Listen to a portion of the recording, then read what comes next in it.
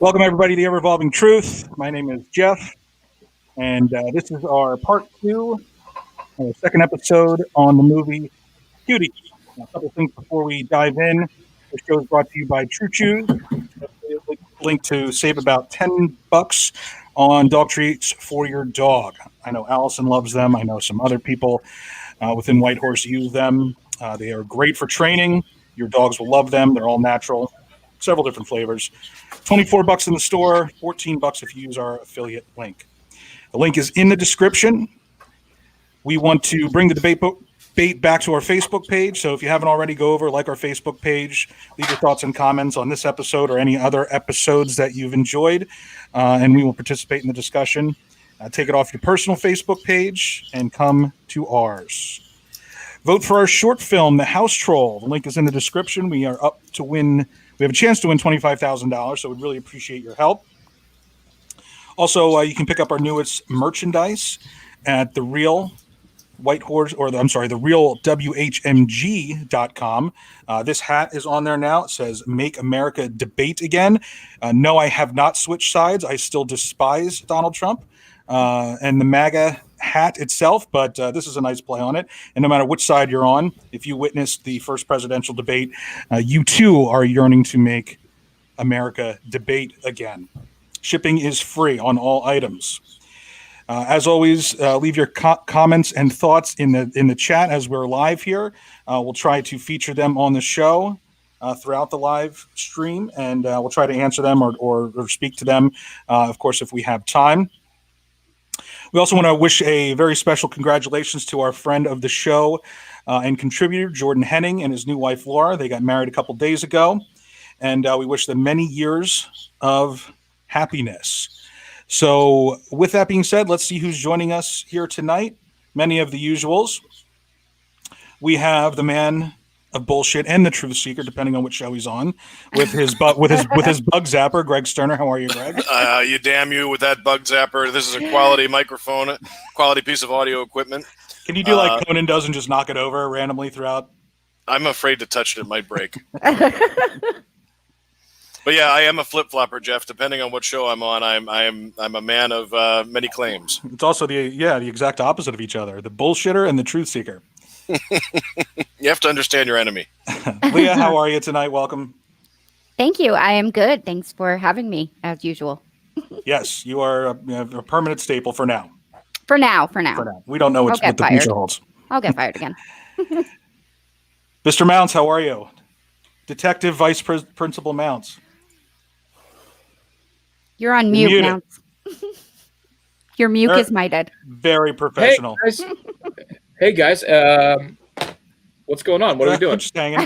Oh, we're live. We're gonna play another round of movie quote drinking trivia. Sweet. Well, I'm already drunk, so. And also, very special guest. Welcome back to the show, Abby Sterner. How are you, Abby? I'm good. How are you guys doing? Good. We are excited to have you and another female opinion on this subject matter. This is something that has been very, very searching for the word, but it's been controversial to say the least for a lot of different reasons. This movie. Now we've all watched it. I know, Leah, you mentioned you watched it twice. I've watched it. I just watched it today, so it's fresh in my mind. Leah took 17 pages of notes. I did. I did. And Mounts, when did you watch? When did you get a chance to watch it? Wait, we're talking about Cuties? I watched Footloose. Oh, is that equally as controversial back in the day? I watched it last night. You did? I watched it when I got home from work last night. And Abby, I know you watched it a while ago. And Greg, when did you get to watch it? Did you rewatch it with Greg this week? Yep, that's what we did. We watched it. I did. So I watched it probably. There's a little bit of a lag on Abby's end, so if you want to go ahead, Greg, I think she paused to let you keep talking. Yeah, we watched it together, so she could get a fresh look at it. And I think you'll want to ask Abby. Upon second viewing, I think she found it less disturbing than even the first time. So we can talk about that. I agree. Yeah, I have a lot of opinions on it, and I think there's a lot of questions as we debate the film where we have to get some of our definitions straight as a group to determine what we're even talking about on where the line is on this whole pornographic content stuff. So, yeah, I agree. I'm going to save it till we actually get into in the second and third segment. I want to get into. I think I like this format where we kind of run through the news real quick in the first segment because so much happens from week to week. So not as much. We don't have to go through as much as we did last week, but I still want to hit on some things because this is important to discuss and talk about. So. The first and obviously most important thing we have to talk about, if you watch the vice presidential debate, the fucking Mike Pence stole my tagline for this fucking show. He Unbelievable. absolutely did. So I couldn't pissed. believe it. I was blown away. That's like the third time that people have quoted things we've said on the show. He said it twice. He said it twice like it was his own saying. Yeah, we are very influential. We have Biden saying that, Antifa is an ideology. They listen to everything we say. And of course, as people listen to this, as people more people maybe hear these shows, they're going to claim that we stole it from him. Yeah. Well, we got proof. We're got first. Receipts. Yeah. We got the receipts. We got the virtual receipt. So, Mike Pence, obviously you're listening. You listen to me. We have a crack legal team. We have a crack legal team, and we're coming after you. So be ready for that. Okay, some real news. President Trump throws a hissy fit about the new debate format. Refuses to come to the debate, and then we find out just a couple days ago that they decided to cancel it. Real quick, anybody want to comment on how this looks for him? And also, I don't know, personally, I'm pissed that they canceled the debate. I think that if President Bitch Baby doesn't want to go to the debate, it should have been Joe Biden up there for an hour and a half answering questions from voters. There was a point where that was going to be what was going to happen. Right. And now they've canceled it. I think this is optics, personally. I think it worked out for his benefit. I think he would just make things 10 times worse for himself if he did actually do the debate. But I think that he canceled the debate because I think he's still sick. And I think there's a really good chance that Joe Biden was like, that dude's not coming to stand by me. And that would look bad to his base, I think. Well, the Presidential Commission for Debates announced that it was going to be virtual. So right. Biden didn't have a choice. Trump didn't have a choice. Yeah, so but Trump didn't want that. I think that's why. That's why Trump wanted the in-person thing. Because he can just talk over people and yell at them. Exactly. He can't do that online. And I think it would have been a lot easier to silence him. We talked last week about like shutting off the person's mic whose 2 minutes it was not. But Trump could still shout over. He could still be heard in a virtual debate. You mute that mic and he's not going to be able to do anything about it. So I think that's a very good point you guys brought up. Mm-hmm. And it's also like, he was all up until the first debate. Him and his supporters were accusing Biden of not going to cancel. He's not going to show up. All these different things, and of course, it's Trump is the one that's unwilling to show up. Of course, because they had to change the rules in order for everybody to be safe. If nobody has anything else on that, we can move on to the next one here. This one is huge. FBI uncovers a plot by militia group to kidnap the governor of Michigan. What the fuck? That's the only answer to that. That I'm still on the what the fuck moment. Like I'm still there. I haven't gotten past it. I can't really register it in my brain. I'd like to know. Kind of thing is happening. I'd like to know why they're so upset. This is this is the guy that let them into the Capitol building with their guns. And now they still want to kidnap him. They still want to do something terrible. Okay. But the Michigan governor allowed armed goons to storm their Capitol building not long ago. It's like, what else are these people looking for? Right. Well, and they come to find out, we come to find out through some reporting that their intent. Now, of course, they probably wouldn't have been successful, but their intent is to start a civil fucking war. Yeah, that's their actual intent. Because, and look, say I'm wrong if you want to, but I think it's because of what Trump said at the debates. Well, these dog whistles, if you don't think that this has an effect on people, if you remember a couple weeks ago, he just tweeted, "Liberate Michigan." Yeah. And then he was upset that she wasn't more, what was the word that he used? She wasn't thankful for the FBI. Yeah. Oh, thanks for, making sure nobody killed me after the president basically told them to. Like, I that's a little extreme. I get that he didn't tell them to, but he riles them up, and it works, and he knows it. And I don't have anything else to say. What else can you say about that? Yeah, we're running through these fast, so if anybody has anything, please feel free to jump in. Does anybody have any thoughts on the vice presidential debate? Who won? Who lost? Don't say the fly. The joke's been made a million times already. I will admit I did not watch it, but Abby watched it very closely, and I know she has thoughts on it. Abby, what do you think? I want to hear what you think about it.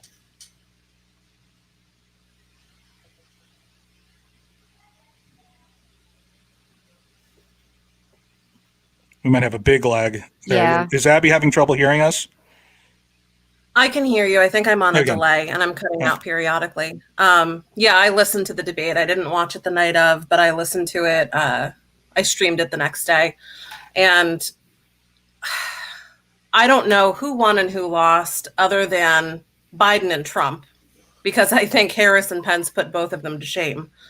The two big takeaways I think I had from it were that Pence was not willing to answer the question about peaceful transfer of power, and Harris was not willing to answer the question about stacking the Supreme Court, which I think are probably two of the biggest issues surrounding this election.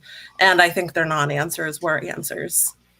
Absolutely, and I feel exactly the same way. I have a question for your husband.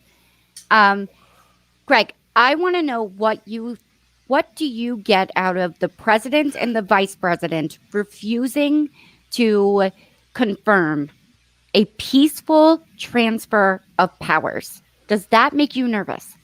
Well, the only reason it doesn't make me nervous is because they can't do that. Like, the military have not all become brainwashed Trump sycophants who are going to follow him like a dictator. He doesn't own the military. He's only in charge of them as long as he holds the office. If our election results dictate that a new president has been chosen by the American people, I have no fear whatsoever, not even a little tiny bit, that the Joint Chiefs of Staff and all the people that would have to sign off on defending a Trump standoff, none of them are going to participate in that. Absolutely none of them. They're going to make sure that they leave. So this is all bluster. It's all nonsense. It's all bullshit. That's why I'm not scared of it. That's interesting. I think I agree with you. I think that it would be... Greg, I Go ahead, Abby. Go ahead, sorry. Abby. I was just going to say, I also agree with you. I don't think that if Trump legitimately loses the election, that there's any Can you hear me? Yeah. Mm-hmm. Yeah, we're having some internet issues. Oh, nothing like Facebook Live. Go ahead, Abby. Right? We can hear you. We can hear you. I might have to. No. Okay. I might have to leave if this continues to be an issue, but I was just going to say, Greg, I agree with you that I don't think that this is going.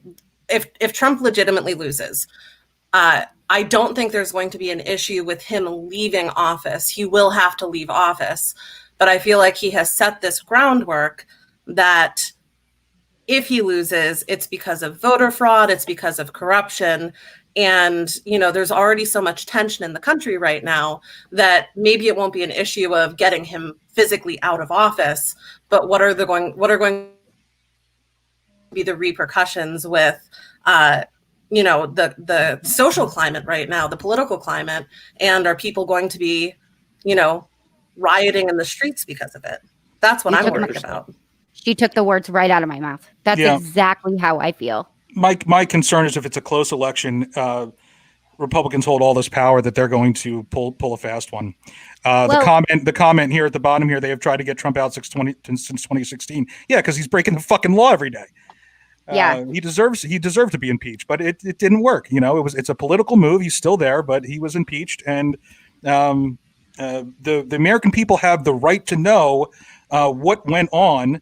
And every single American intelligence agency has told us the same thing, that Russia tried to interfere with the election on Trump's behalf. That doesn't mean that he asked for that help, although I believe he did, or participated, although I believe he did, but he definitely received the help, and they explained very clearly how it worked, and he hasn't done anything to curb that help. So, of course we tried to get him out because, in a lot of people's opinion, it's an illegitimate president, including myself. So, absolutely, he deserved to be investigated for everything that he's done, just like the other side investigated Democrats for everything they supposedly had done. It works both ways. So yeah, I'm with you guys. I don't necessarily believe that the transfer of power is jeopardy. I believe that if it's a close election, we're in big trouble. He's gonna discredit it as much as he can, and the closer it is, the more successful it's going to be. And the bottom line is, go vote. Vote. Make this a landslide. And also, don't expect election day. Don't expect to wake up on November 3rd knowing who the president is. Right. Do not. With this voting, mail-in voting, it is going to make things different. And in the state of Pennsylvania alone, they cannot even start counting the ballots until November 3rd. Right. They're saying that election day could actually be election month. It may be not until the end of November until we know. And I think that's another thing that could be dangerous, is that I can envision Donald Trump having a tremendous lead. And then suddenly, at the end of November, when all the votes are counted, we have a Biden-Harris presidency. And I can see that turning into a big problem. And I have a question for Jenny Wyatt here. She said, wrong, move away from the mainstream media. I'd like to know what you think we're wrong about. Could you comment and let us know? Don't even bother. This is the answer. There's no sort of logic to any kind of response like that. So go ahead, answer it if you'd like, but they never argue on the merit of what we're saying or what the mainstream media is saying. Yet they repeat Fox News as much as they can, or they repeat the words right out of the president's mouth. I'd still like to know. Abby also brought. If you want to know, just go look at my Facebook page. Her answer's in there somewhere. I guarantee it. So Abby already brought up that neither the VP or the president refused to answer the question as far as balanced or peaceful transfer of power.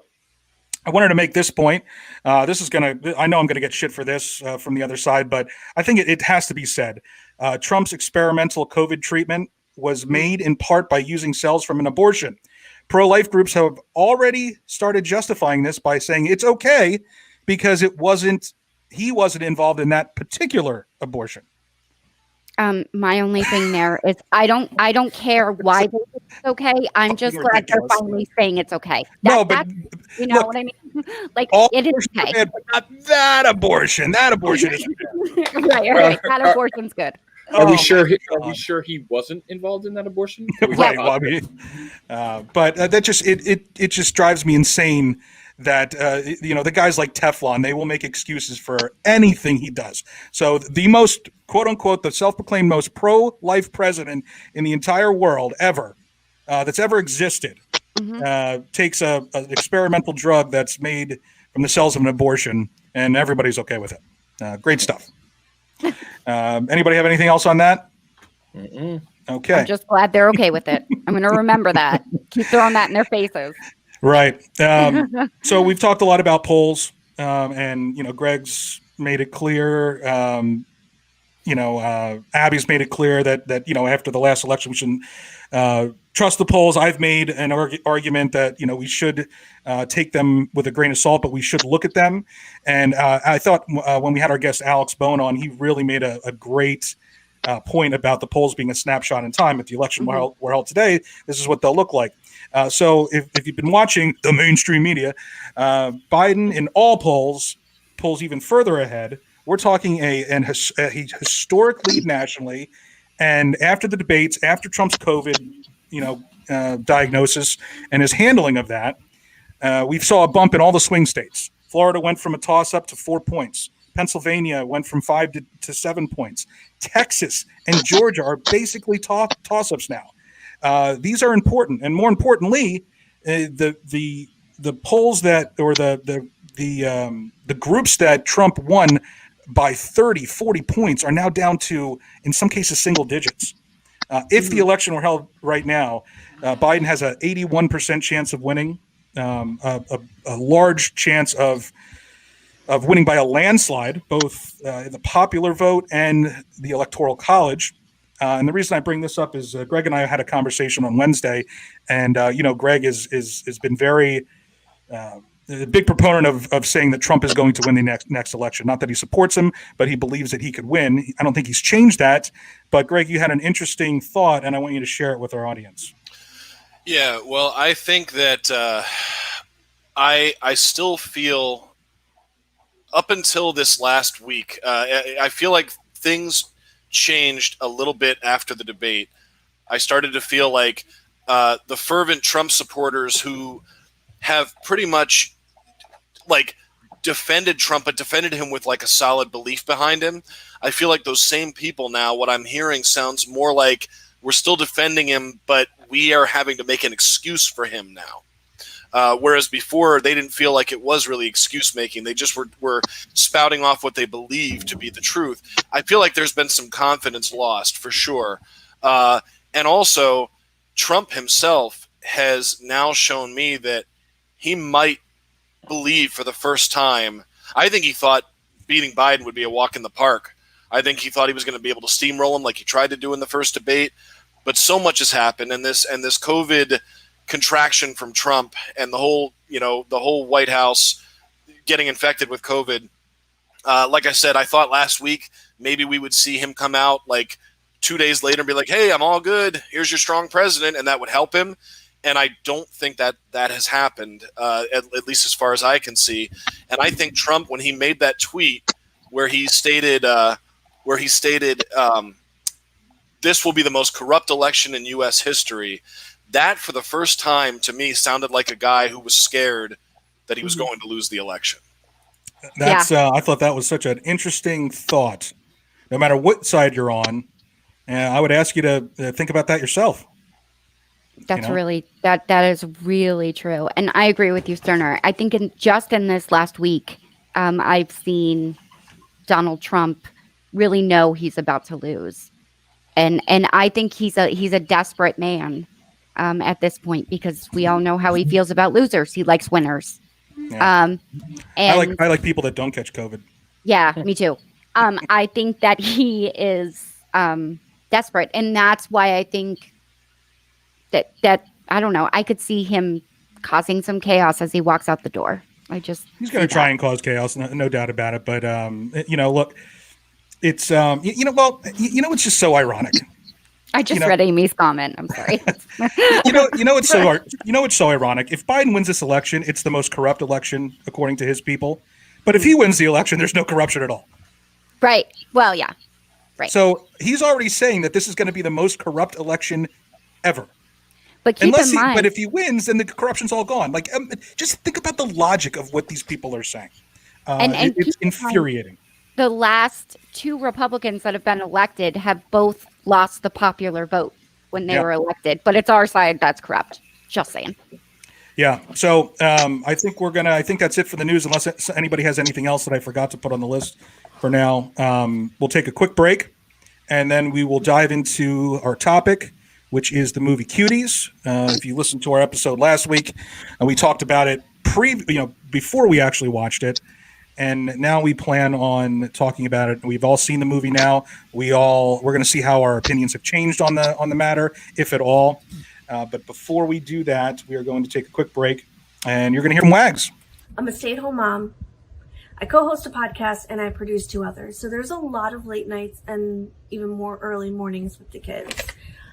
I'm obsessed with these drip drop dehydration relief packets. You take a packet, you put it into a bottle of water. I personally use my Zac cup and you're good to go. It's the perfect little afternoon pick-me-up. And let's face it, who doesn't need one of those?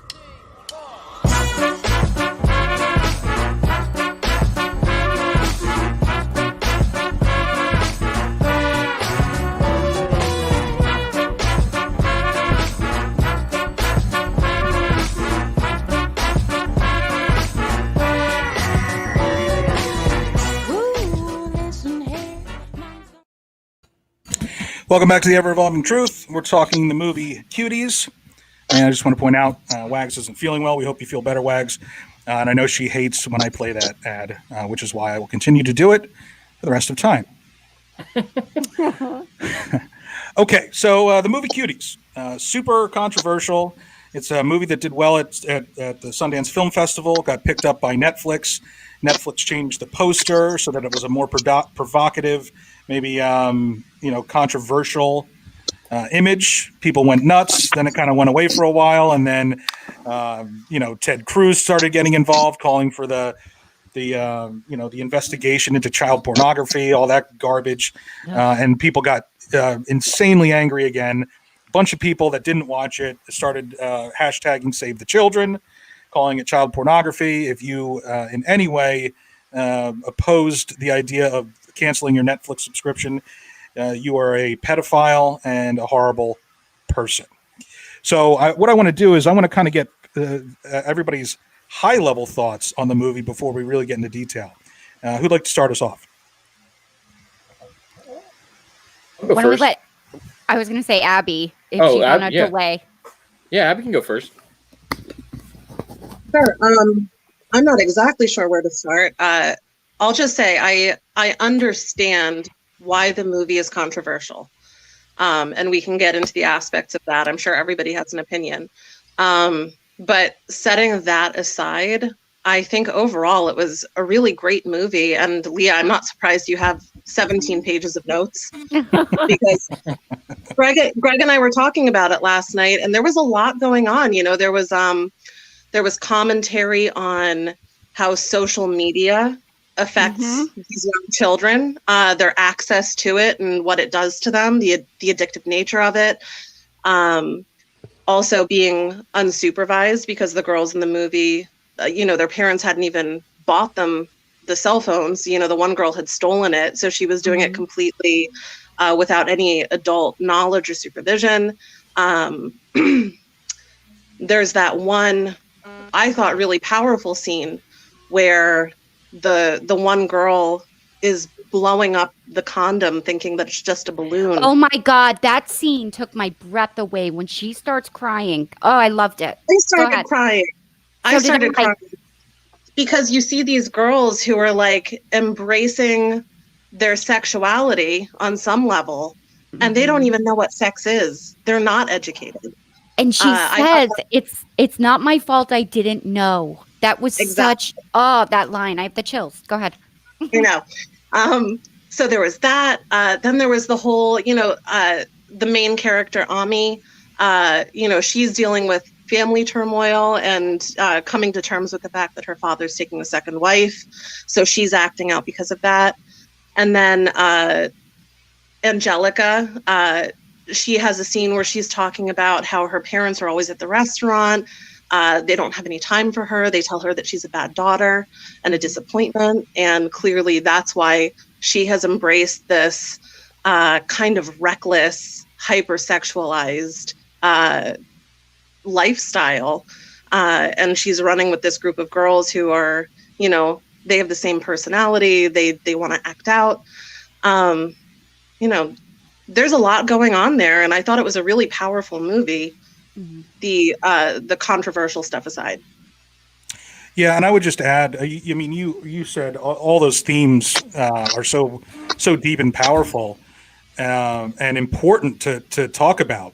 And you hit just about every one of them. But I'll just add another one. How about poverty? This seemed to take place in an inner city, low wage families, immigrant families who are probably working 60 hours a week, 70 hours a week, which would lead to why they're not supervised. Counting, what hit me, the counting of the corn puffs. How many do I get? That's this is a commentary on it. It's a fictional narrative, but this is happening, not just in other countries. This is happening here in America. Mm-hmm. So I thought that was really powerful too. Mounts, you had some thoughts? You're muted. Your mute is muted. Putting aside that, after watching it affirmed the fact that I would never have watched that movie anyway. But it definitely took the stigma that it was anything other than just a movie out of it. Like, it wasn't terrible. It was there was only one scene that disturbed me and that I was upset about. Not upset about, but I didn't think they needed. It was like, I don't know the character's name, but she was like starting to hip hop dance, and then they just cut to her just grinding on the floor. Mm-hmm. Do you know what I mean? And I was like, they probably didn't need to do that. But like, that being said, I wouldn't have watched the movie. Like, I have no interest in watching it, but I don't think that it was as bad as Ted Cruz is making it out to be. No.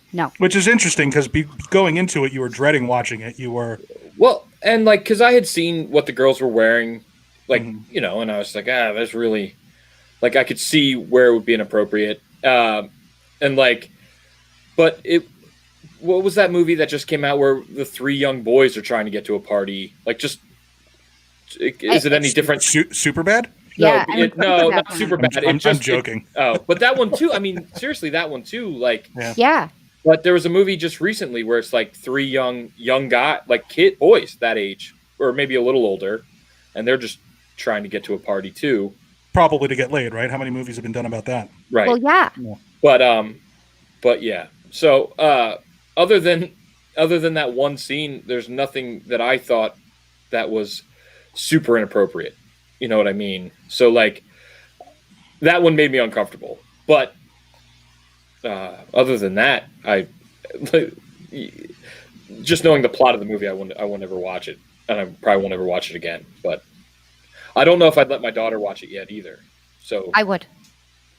I don't know. Well, that's a good segue to let Leah talk here.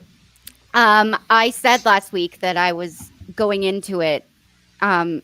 I explained what I thought it was going to be, this coming of age story, and I kind of hit the nail on the head, at least in my opinion. And that's why I watched it twice, because I wanted to watch it once almost with a clear view and knowing what was going to happen. And I really didn't find anything that vulgar at all. Like, nothing. There was a little bit, that scene with her cousin Samba where he finds the phone and she starts undressing. That was a little off and weird and felt strange for me. I don't know why that was put in, but then I started to think about it, and it's definitely, like Abby said, it is so many things piled into one, and I think everybody gets a different feeling watching it. And a few of the takeaways for me, the big ones, there was a scene with there's an aunt who is kind of like the matriarch of this family, and she gets her spoiler alert, people, we're going to tell you what happens in the movie, so if you don't want to know, I don't know what to tell you. She gets her period and she becomes a woman for the first time, and it's on her jeans, and the aunt laughs and says, "Oh, that's nothing. It happens with your woman now." And then she proceeds to tell her how she was engaged at her age I don't remember if it's a 2 or a few years later. She was taken to her husband, dressed in a white cloth from head to toe, and given to her husband. It was a grandiose wedding, and that when he unclothed her, he presented her to his family, his friends, his guests. She was his property. That's what I got out of that. And then she says to this young girl standing there who's confused and, all this kind of stuff, she says to her, my wish is that God has the same destiny for you. So in this community that this girl was brought up in, it's such a catch-22. They have to cover their heads. They're not allowed to show any skin. They're supposed to pray. In the beginning of the movie, they're in a prayer group, and the priestess, I guess you would say, I'm not sure, the woman leading it, says that women need to be pious because there will be so many more women in hell than men. That struck me really hard. Like, we are naturally evil creatures. We are lustful. We're manipulative. That's the way women have been portrayed since the beginning of time. But then at the same time, her father is taking on a new wife. So women are supposed to be barefoot and pregnant, but they're also a piece of property for a man's sexual pleasure. And he can have as many of those pieces of property as he wants to. And his wife, his current wife, his first wife, has to just be okay with it. That has to be confusing for any girl going through that. But Ami clearly was trying to find that balance between the image that she sees on TV and the way that women are supposed to be, and the way that women are supposed to be in her community, her religious community. And I think at the end, she does find that balance. At the end of the movie, there's a dress and the dance clothes, and she chooses neither. And she peeks in at her dad's wedding, and she walks out and she's jumping rope in jeans and a shirt. To me, the overarching story was more about her figuring out who she is as a person without the world telling her what she should be. That's the overarching story that I got from it. Yeah, I think I would agree with that. Sterner, what were your thoughts? I have a lot of thoughts on the movie. Where my biggest contribution to this show today, I think, will be the definitions that we have to get straight as far as like where is a line where something becomes pornographic, or like when does exploitation become pornography? Like, so that's where I think I'm going to be able to add something good to the show, because that's the bulk of what Abby and I talked about last night, and we did that so I could get my thoughts straight on it. So I was posing a lot of difficult questions, and we were wrestling through them. As far as the movie itself, I'll say a couple things about it. I liked a lot in this movie. I think it's a very good film. I think it does a fantastic job of showing this was a really great perspective movie, and it got a couple of different strong perspectives really accurately, I think. You saw the struggle of a woman living in this very pious Muslim culture, the suffering that those women are going through, the absolute collapse of the mother's pride when she realizes that the father's going to take another wife. You don't often think about it when you hear about polygamous culture and stuff like that. The fact that your ego can be desperately wounded by feeling like you were rejected or passed over, and now you're sort of the old news, and now you're bringing another wife, and that's got to be incredibly traumatic for people in that situation. And I like that they focused on that.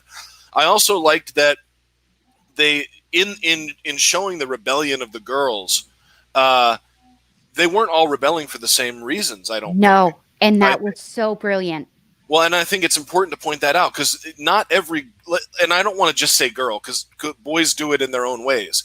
But let's just talk about girls for a second. Not all girls who try to grow up too fast and start to use their sexuality at a much too young of an age to be appropriate. Not all of them come from broken, loveless homes. sometimes they might be rebelling because they feel a need to express themselves. They feel a desperate need to get the attention of a certain guy. Maybe they feel older. Maybe they're smart. Maybe they're really, really smart. Like their capacity for intelligence is there, but their maturity is not. So they are attracted to older people, that kind of thing. There's a lot of reasons why a girl tries to grow up too fast. And it's not just because they weren't loved or daddy wasn't there, but it's often because of that too. So it's important. I liked that they showed, like, the one girl seemed like she came from a pretty nice house. Like her mom was real nice and she was really fucking nice to the girls. And then you had the others who, I'm blanking on the main character's name. What was her name? Ami. Ami. Ami comes from the very repressive, religious sort of background. The main girl, help me out on that name too. The girl with the glasses. Angelica, that's right. I'm not good with remembering character names, apparently. She did come from the loveless home, where her parents said she was a bad daughter. And you can tell they're trying so hard to be something they're not. And I liked that this movie focused on two of these groups of people who are stuck in a sort of suffering experience, and they gave plenty of time to show that, to paint that picture for the audience. I think, Abby, you had something on that. What specifically? Oh, I'm sorry, you unmuted. I thought you had something to put on top of what I was just saying there. I'm sorry, I didn't mean to throw to you when you weren't expecting it. No, I mean, I agree with you. I think there were so many themes in this movie, but definitely rebellion is one of them. And, you were talking about how, it's not even necessarily rebelling against, an oppressive home life, that need to be like pious and pure. They have that scene multiple scenes where Ami starts getting introduced to social media and that like positive feedback loop. Yeah. With the kitchen table, that was a beautiful scene too, where I love that. Yeah. So, they start out the movie where she is enjoying interacting with her little brother. And it's like this little game they have where, how many pieces of cereal do I get today? And she indulges him. And then once she starts getting the positive feedback on social media, she is like completely engrossed in it and she can't pull herself away. And you see throughout the movie how it escalates where, first it's, her little cute duck face picture, which every young girl has put up. And then it turns into posting the dance video where they're doing this sexy, seductive dance. And that gets way more likes and way more positive feedback. And then she crosses that line, which actually gets her, kicked out of her friend group and, ridiculed at school, where she posts the pornographic picture, which they do not show, of her genitalia. But it's like she wants more and more and more of that positive feedback. So she's willing to give more and more and more. Right. I thought that was a great commentary on the way that social media affects children psychologically, and also how important it is as parents to be involved in monitoring, but also educating your kids on the dangers of social media and how exposing yourself, physically, emotionally, however, the repercussions that can have.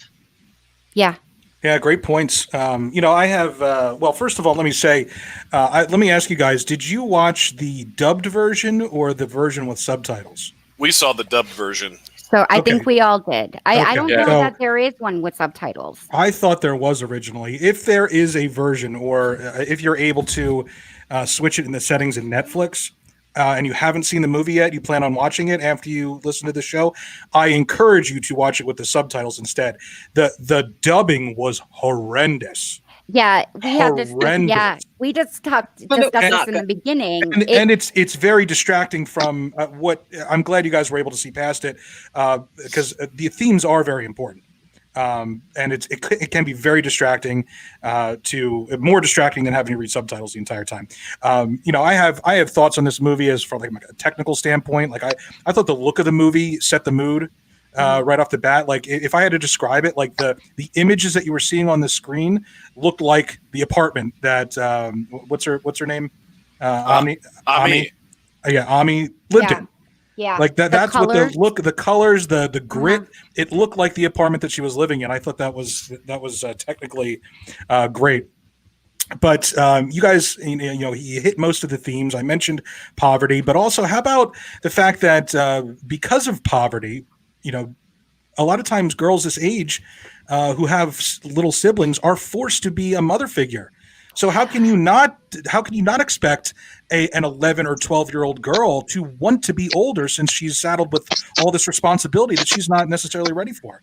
So I thought that was that was depicted fantastic, you know, throughout the movie.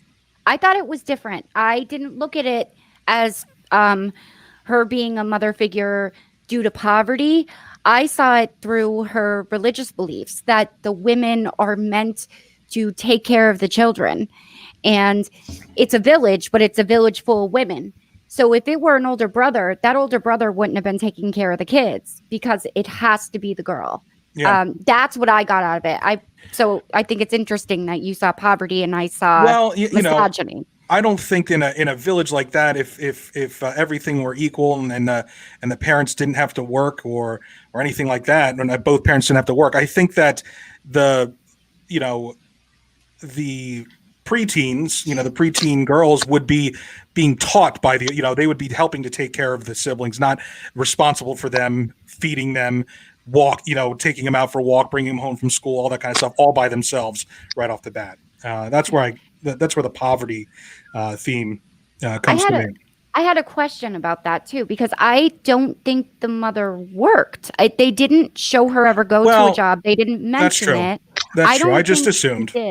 Yeah, I don't think she did, because in that type of Muslim community, she wouldn't work. It would be. She was clearly going somewhere though, because of how often Ami had to watch the little boy without her around. So no, yes, that's definitely true. I got, because of for the wedding, how they had to prepare for the wedding, and she's cooking, and she was mad at her that she wasn't carrying the bowl on her head, because that's what women do. Like, you couldn't. It just felt so rigid. Her life was so rigid. She couldn't even carry a bowl of onions the way she wanted to. Yeah, but I also got like that seemed to be like there seemed to be a struggle between a very old version of the religion and then a version of that's kind of a little bit modernized but still holds on to those old school values. I don't know if anybody else got that, but I got that struggle between generations because we saw 3 generations of the family there. And then also we can talk about another theme in this movie, bullying. Yes. We talk about, I don't think they explored it as much, but this religious girl or girl who comes from a religious family who's never done anything wrong in her entire life sees these girls doing all the acting out and doing all these things that look like a lot of fun, and she was never exposed to it, so she's envious of it, but then also gets bullied and almost bullied into doing a lot of these things. Peer pressure.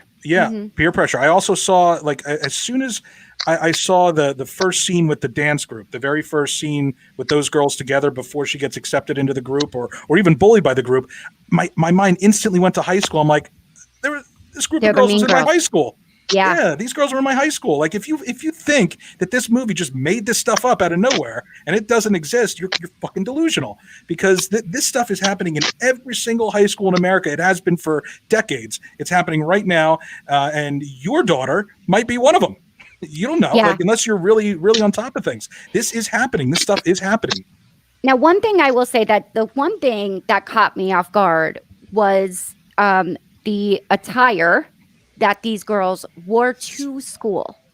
And again, this is another thing that I think maybe got lost in translation.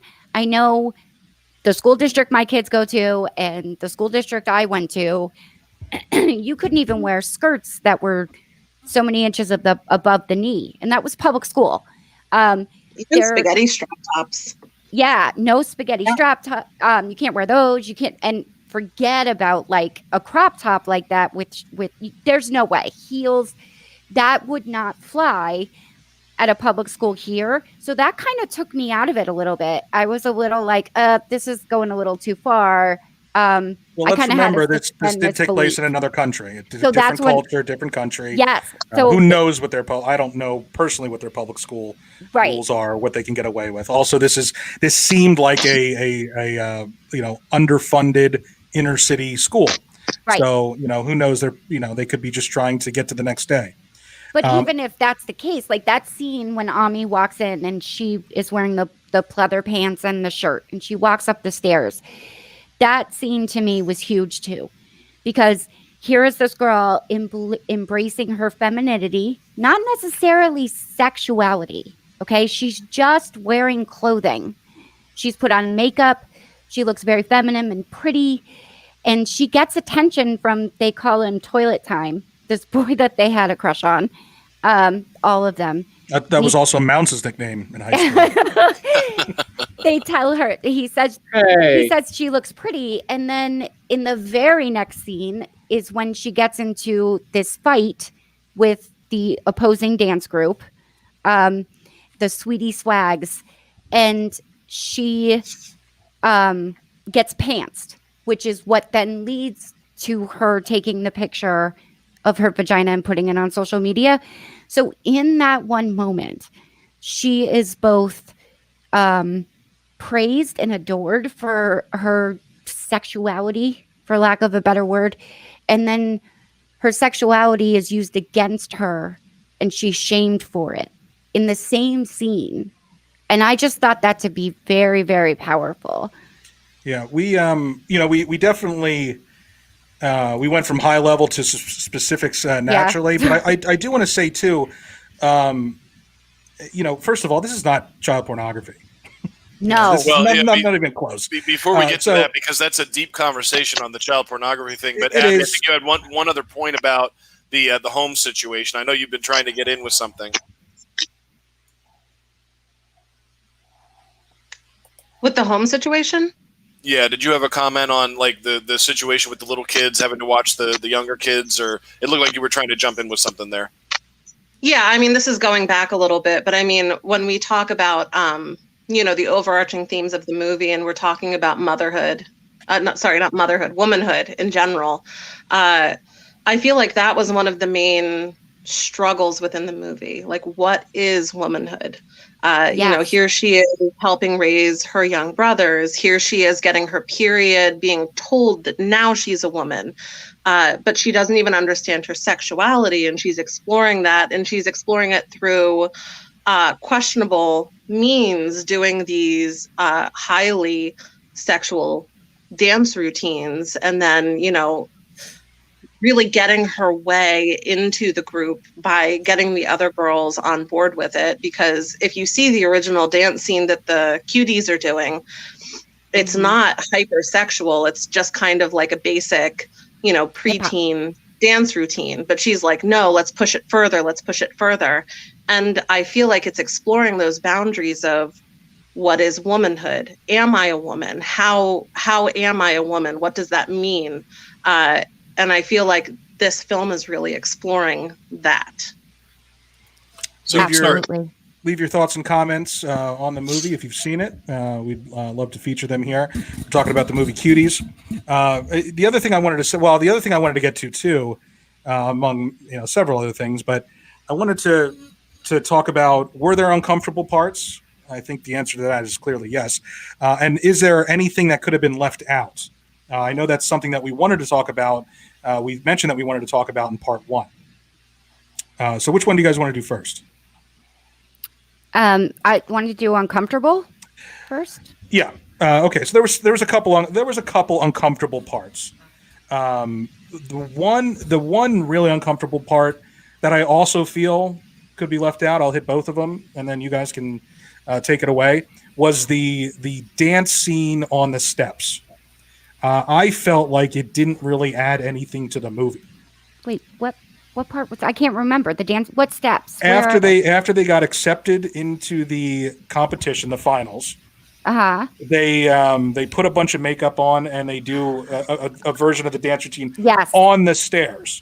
and I just didn't. Maybe someone can explain it to me. I just didn't see how that really added to the movie. I didn't see how it advanced the story at all. And it was, I feel like the angles and the shots that they got while they were doing their dance routine in every other scene was you could justify it. This, it just seemed like a scene that they had to add in order to make it an hour and a half long, and they chose that one. I didn't get it.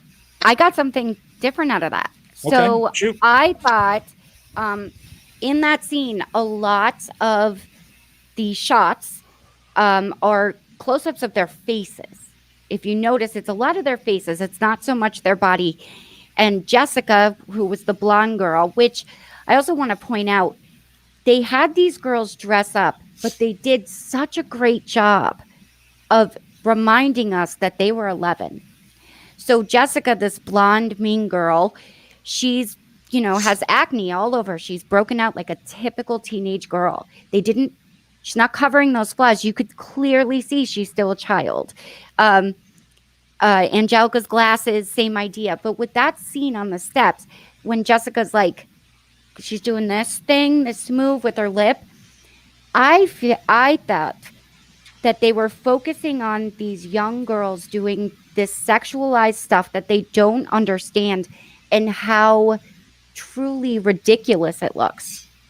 Putting it in your brain, almost like if children were watching it, they would be like that doesn't look good. Like it didn't look right. It felt weird. And to me, I felt that they were trying to show you that. Lee, I think you're absolutely right that they did include those shots of the faces to show you that these were little girls. Yeah. What I will say though, in addition to those shots, you had a ton of gratuitous crotch shots and butt shots of these little girls as well in that bridge scene. And that's Abby and I talked a lot about that last night. Yeah, no, I agree with you there. There was that. I agree with Jeff too. That was a scene that was really hard for me to watch. Like that was probably the one it felt icky. But I think that was the point of the scene. I think a lot of people watch it thinking they're trying to sexualize these girls. I think the point was to make you feel icky. Well, yes, but I feel like they did that in some of the other dance scenes. Only the other dance scenes advance the story. So justified. Like this one didn't advance the story to me.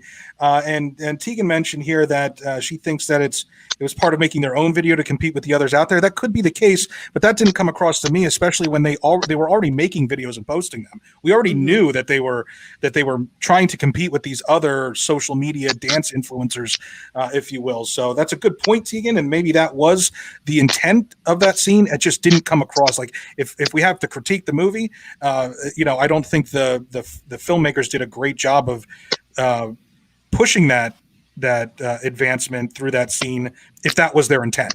That's really all I'm saying. But that was definitely a scene that I felt uncomfortable watching.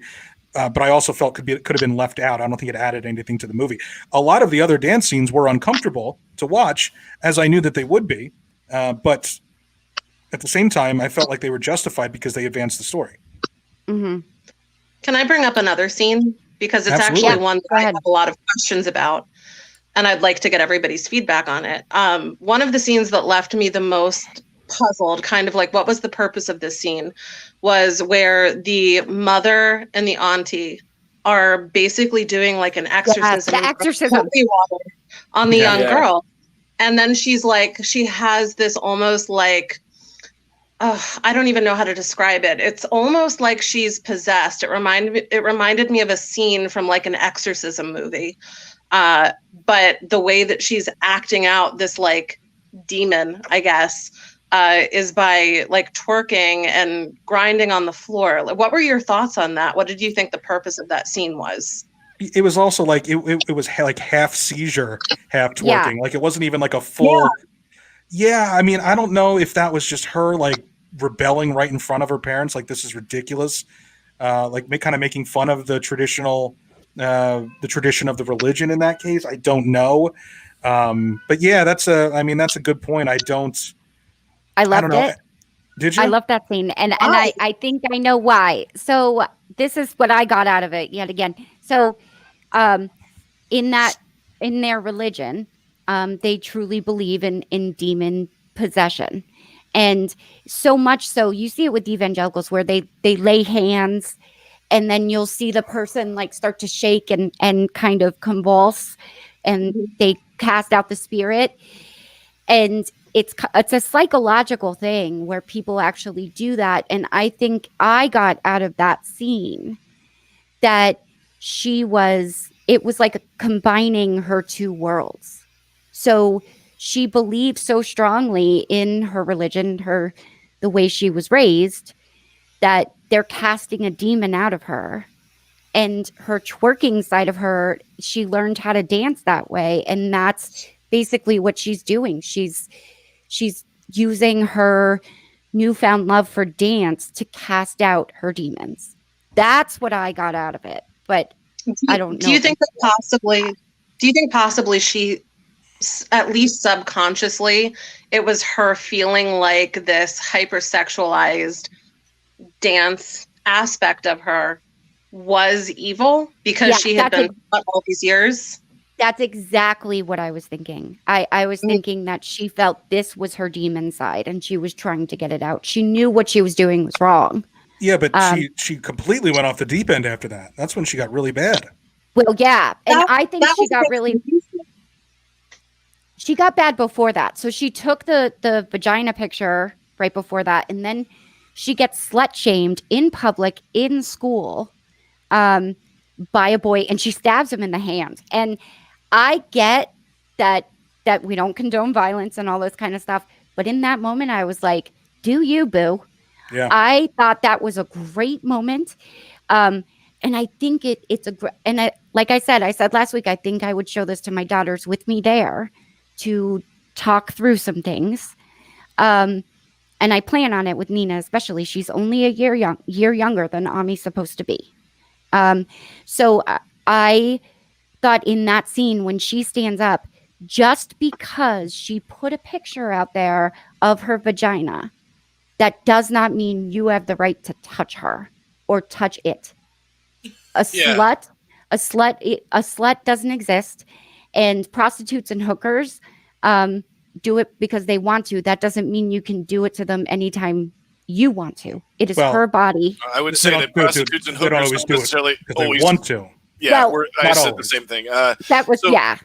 But even if they don't want to, that doesn't give you the right to touch them or in any way. And I thought it was interesting that the teacher didn't really do anything about it. There was apparently they didn't call her parents about it.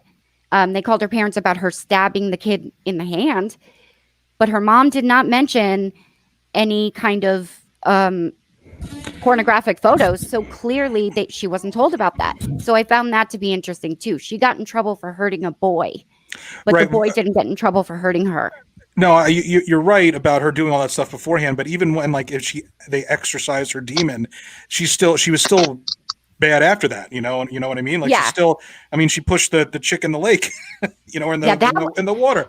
Like she was fucking nuts she was pretty much off the rails at that point. I did want to comment on this demon scene really quick, but before that, I wanted to point out the poor acting on the part of the boy who slaps her in the butt and then gets his hand stabbed. When he gets his hand stabbed, he just does this. Yeah. And stays there. There was no thrashing about. There was no expression of pain. I was like, where did they find that little hack actor? Right. But, the other thing about the demon scene is that. So here's what I think. I think it was done in a weird way because it's open to interpretation, and obviously we all got something different out of that scene. What I will say though is that scene, particularly for me, contains the most gratuitous camera shots in the whole film, and I felt like you could have accomplished if the purpose of the scene was for you to show, okay, they are terrified by her behavior and they're trying to cast this demon out of her, and her dancing and her twerking and all that, her seizure twerk was her method of rebelling and saying, I'm going to stand here and continue to do this. You can't control me. You could have accomplished that without showing everything that you showed here. You also could have accomplished a lot of things in this film without going that extra mile with the gratuitous shots. So I think as we drift into the conversation of where the line is for pornography, I think if, for instance, if Ted Cruz believes that the intentional sexual exploitation of a minor is somewhere on the pornography spectrum, which I'm not saying it is, we have to get that definition straight. But if you believe that it was, this movie absolutely positively contains the sexual exploitation, I would say the excessive sexual exploitation of minors in the purpose of making their larger statement in the film. So if you believe that is somewhere on the spectrum for child pornography, then your conclusion rightfully would be this falls on the spectrum of child pornography. I think how most of us think about pornography, you have to have extreme display of genitals, you have to have penetration, you have to have a clear, Abby brought up the really good point last night that I hadn't thought of, that the intent of doing it has to be the sexual gratification of those watching it.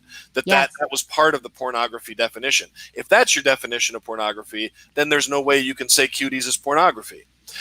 What you can say, I think pretty indisputably, is that this movie contains the excessive sexual exploitation of minors in several of their gratuitous camera shots, and I'd like to get thoughts from everybody on that. Okay, so I really don't know that it was gratuitous. There's definitely, in my opinion, there were definitely shots that weren't necessary. But I want to jump to the end of the movie to answer that. So at the end of the movie, she gets kicked out of the group and then pushes a girl into the lake. And almost let her drown.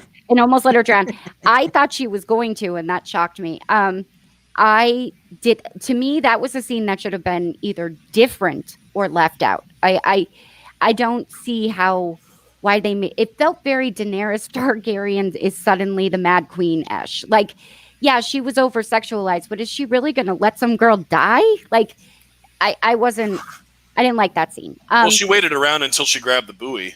Right. I don't know that she would have saved her. Heroes wear capes. Yeah.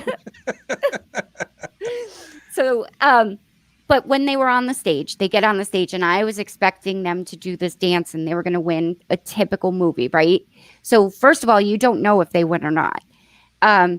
But when they got on the stage and started dancing and doing those moves, and I will say there were some moves where you cannot deny that these were over-sexualized dance moves. You can't deny it. And I also think the musical choice made it even worse. If you listen to the second time around, I was paying attention to the lyrics, and it's very vulgar, very. And that makes it worse. But the audience turns on them. They start booing them. You see them shaking their heads. One mother covers her daughter's eyes. And then the judges are even like, they're appalled by what's happening on the stage. And Ami shakes her head and glitter falls, and she starts thinking about the wedding. And she runs off the stage. I felt in that scene that they were showing, like, that scene was one of the major scenes as to why I want my kids to see it. Because through this whole thing, they're getting approval for being pretty, being sexualized. They get out of trouble with a security guard by talking about pedophilia. So they're using their bodies, but when it came down to it, they didn't win doing so. They didn't get the approval that they wanted. And I think that should show young girls, like, this isn't what makes you beautiful. Sex like this, gratuitous sexual moves, it doesn't make you beautiful. It doesn't make you sexy. And it's not who you are. Oh, Leah, I agree with you that message was absolutely the message of the film. Yeah, That this was not good. But I'm saying in the process of making that film, making the powerful, controversial film that would get the most amount of eyes, the most amount of attention, they did engage in the hyper-sexualization of a minor, exploitive sexualization of a minor. They did do that in the process of making their point that it was bad. So that's where I'm saying. I guess to my point, I think I I felt that the point that they made was very strong and powerful, and I personally feel that all of those shots and all of that sexuality was hugely important to get that point across. It was like Jeff said, movies like this, you're supposed to feel uncomfortable. But I'm going to push you on that a little bit, because you said before that you thought some of the shots were unnecessary. So if those were unnecessary shots, then you're saying that they were not necessarily necessary to making that powerful point. So, like, don't you think that they did include some of them for the shock value alone? I don't know if it was for shock value. I don't know if that. I can't answer that because I'm not I didn't make the film. And I agree with you, some of it. But for me, it didn't need to be in there because it just took up time. It kind of just slowed the story down. Not so much it was gratuitous. Does that make sense? Yeah. And I think it's just a huge part of the American culture that women, and apparently French, that women are over sexualized. And I think too, like when the scene with the clothes where they're running down the street and they're throwing the bras, I thought this was so beautifully done that the little brother's following behind, picking up these underwear and putting them away. I got that, to me, what I got out of that was like women, you know, kind of embracing ourselves and throwing away the things we don't need. We don't need to wear things for you to make us feel beautiful. But then there's the man picking up stuff and putting it back in, making it happen. Does that make any sense? See, I think you're reaching on that interpretation only because I think what that was supposed to be was that this girl was his big sister's being very bad, and this little boy still cares about the rules, and he's like, I'm going to pick up this stuff that she's throwing all over the place. That's what I saw in it. I didn't get that out of it because Abby, I didn't know which one bought the clothes at that point, so I didn't. Abby, you had something? I thought that specific scene was about like them embracing their budding sexuality and being like feeling completely liberated. Like, you know, they're skipping through the street, they're throwing the bras in the air, they're throwing the panties in the air, they're throwing the hair extensions in the air, just kind of like, we are free, we are sexual, we're going to do whatever we want. And I don't know exactly if there was a message with the brother picking it up behind them. I don't know if that was just him being, I don't know, like the responsible one, even though he was younger. He was like, I'm going to follow behind and clean this up behind you. But as far as the throwing of the lingerie, I thought it was just them being like, we do not care. We are sexual. We are women. We are going to just embrace it and celebrate it and just be as free as we possibly can be. That was what I got out of that scene. Yeah, I think maybe they were just going for a little bit of comic relief in an otherwise heavy movie. You know, they have the one light part of the movie here, and then you have the brother picking up their mess behind them. I think they were just looking to lighten it up a little bit before they got to the essentially what ended up being the third act. I also want to ask you guys your thought on this, but I think one of the reasons why we can justify some of the shots that other people would think are gratuitous. First of all, when I think gratuitous, I think of a scene in Wayne's World where they make the joke where Wayne and Cassandra have sex for the first time, and it just screams gratuitous sex scene over and over again. So gratuitous, in the movie world is. And why some actresses don't agree to nudity is because it doesn't fit the story. There's no point to it. There's no reason for it. You can't justify putting it on screen, so it takes away from the movie, if you will. I think the whole condom scene, to go back to that, kind of justifies the dance moves, because I feel like even though that these girls are coming of age, they're exploring their sexuality, I think that most of the moves that they're doing, they don't understand that they're sexual in nature. I think they're just trying to imitate their artist and get likes and get people to watch them. So I think that's where you can justify most of the dance scenes. And the other thing I'll say too is I was expecting much worse, just Me from too. all the outrage on there. I was expecting like beginning to end, I was going to be like cringing and be like, ooh, Yeah. you know, it was Me until too. halfway through the movie they even started dancing, and Yeah. then like a little bit after that it starts to get a little dicey. But the first half of the movie there was nothing. Right. Mhm. And the No. scene right after the condom where they're cleaning Her their mouth? yeah. Yeah. And like that, Yeah, that was that's yeah, how that they was think that they can right. That shows like get rid of still there. AIDS by That's a They're great such point kids, because yeah. they're still Right. innocent, Right. and they don't realize everything that they're doing. Yeah. And I think in that scene too, Abby, I think you kind of hit this. That scene, that condom scene, that was very powerful to me, especially when she starts crying. When Kumba starts crying and she says, I didn't know, because they're all like basically like, ew, AIDS cooties, like Mm. Yeah. and they were like, AIDS people use those or something. Yeah. And that she starts crying and she's like, it's not my fault, I didn't know. That was that scene as a mother, and as a woman who at one point was an 11-year-old innocent, naive girl, was so important for people to really pay attention to, because your kid's gonna do something like that. You need to explain the world to them, whether it's what a condom is or why your body is yours and not, you know what I mean? Whatever it is you need to, but we need to be more open with our children. And I think that's what that scene was about. Like, this girl has no idea what a condom is, and she's blowing it up, and her parents, right, like clearly haven't told her what it is. So that's another reason why it's so taboo. If we as parents don't explain this kind of stuff to our kids, they're going to go figure it out themselves, or they're going to do things that, do you get what I'm like? Oh yeah, That's you're what right. I got And out they of might that have for me. They might have to figure it out the hard way. Yes. Know? And yes, It's one thing exactly. to educate your children yourself so that, I don't mean to be cliche, but knowledge is power.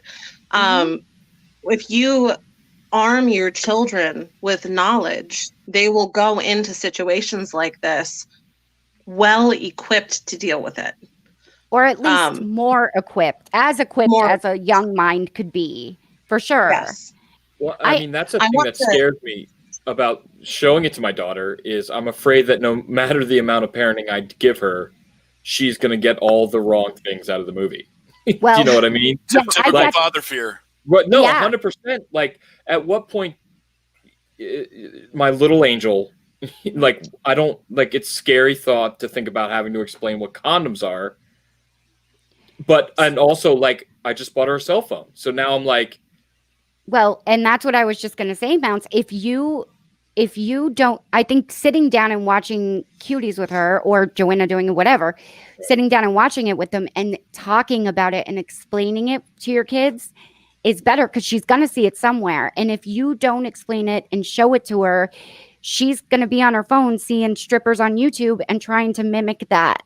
Right. And if it's not her cell phone that you got her, it's her friend's cell phone. It's her friend's cell phone. Absolutely. And Right, I think that's, yeah. It all goes back to just like growing up. You know what I mean? Like, you don't want your little daughter growing up, but that's, I mean, Absolutely. Joanna's pretty proactive as far as that stuff goes. But yeah, that's the scary thought about that movie, is it could be my daughter. Mm-hmm. So, could be anybody's daughter. It could be. Yeah. Abby, you had something. Yeah. Jeff, I wanted to go back to talking about the gratuitous nature of some of the scenes, because I know that you are an aspiring filmmaker, so you have understanding of cinematography. In plenty of the dance scenes throughout the film, I would just like to have your thoughts and opinions on this. I feel like there was a way to film the dance scenes that could have shown how hypersexualized they were based on the dance moves, without the camera angles that were like zoomed in on, the pelvic regions of the girls, booty shots, shots where they were, dry humping the stage, shots where they were twerking, hyper close-up shots of those things.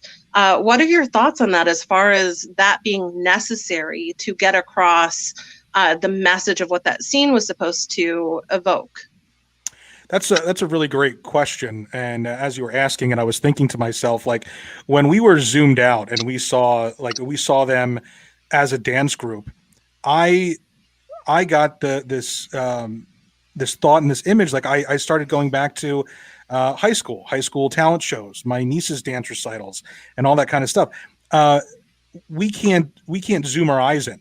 We don't have that capability, so we're seeing everything at a distance. We're not right on top of the stage. We're not in the middle of their dance routine catching these glimpses. However, they're probably doing similar moves. There might not be as gratuitous as that, but it's they're still doing the moves. They're my niece runs around my parents' house and does splits, but there's no camera right there. So to answer your question, I really don't think that there's a way to depict the seriousness of these topics, of these themes, without really getting into it. I go back to the example. If you're going to do a movie about drug use and the toll it takes on a person, an individual, and their families, you have to show gratuitous drug use throughout it. The difference is, drug use isn't as uncomfortable necessarily as watching little kids dance in a way that we, as adults sexualize a Cardi B or a Madonna or the people that we watched growing up, the Britney Spears, that kind of thing. So, did they have to use as many? Maybe not. Maybe we could have still got the shock value if we only showed it a couple of times. I think that's where I would ask you, maybe even a more aggressive question, like a more aggressive version of Abby's question, Jeff, because I know you do consider these things when we talk about our screenplay and we talk about certain shots. You do have some kind of a sense of being conservative and respectful of the actor that you're going to use for that shot. So I guess if you were making a film like Cuties and you literally had your 11-year-olds there on the stage and you're the guy that has to make that decision to go in for that deep close-up of the butt or the pelvic region, would you have made more conservative decisions for the, I guess, sake of your young actresses than the director of Cuties made in this? Because I think we've all agreed you could have made pretty much the same point without having the worst of the gratuitous shots in there. Wouldn't that have weighed on your integrity or conscience as a director? For sure. And who knows? Maybe it does. Maybe it does weigh on hers. First of all, I would not want to be a man behind that camera. I just wouldn't. I wouldn't want to be a director on that set. So if there was a gun to my head and they say, Jeff, you're contractually obligated to make this movie, and we want it to be as gratuitous as possible. I'm having conversations with the parents. I'm having conversations. Well, I'm making sure that for those scenes, there's a woman director of photography and a woman assistant director there, so that we as men don't have to be there. But I think that film is such an interesting medium because in order to get someone's reaction, in order to get the gravity of a situation, we have to be in tight. Most of the time, we're trying to get a facial reaction to what's going on in the scene, right? So you'll notice that when you're watching film and there's a really important scene going on, and we need to understand what the character is feeling, we are, almost as close as we possibly can get, right? We're getting that reaction because if we are further away, it doesn't have as much impact on us. And yeah. I think her as a director was thinking that, like, look, one of the characters in this movie is the dances that they're doing, in a sense. I have to tell you though, Jeff, and you know me, like when we're talking about what to include in our film, I've suggested some absolutely crazy, dark, horrible shit. So it's not like I'm afraid of excessive content, but I can just tell you for sure, and this is one guy's opinion and one guy's take, if I was producing Cuties with you directing, I would have had something to say about the inclusion of some of those shots. I think like 90% of the shots in Cuties, there was nothing wrong with them.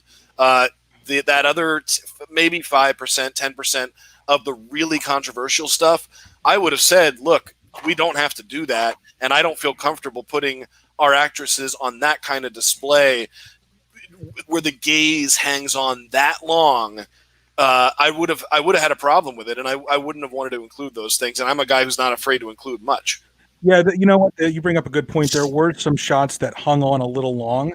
Yeah. So if we're talking about 10% or 5% of the what you would consider controversial shots being left out, I feel like that's a fair compromise if someone really had an issue with it. But I think we also have to take into the fact that this is a woman filmmaker, so she has a little bit more, a little bit more of an authority on this subject than we do as men. Right. I don't agree with that. I don't think that's even. I don't think that should factor into the question. Well, she went through it. She went through it as a girl. She had to grow up. So I think that they do have an authority on it. We don't know what it's like to be an 11-year-old girl going through this.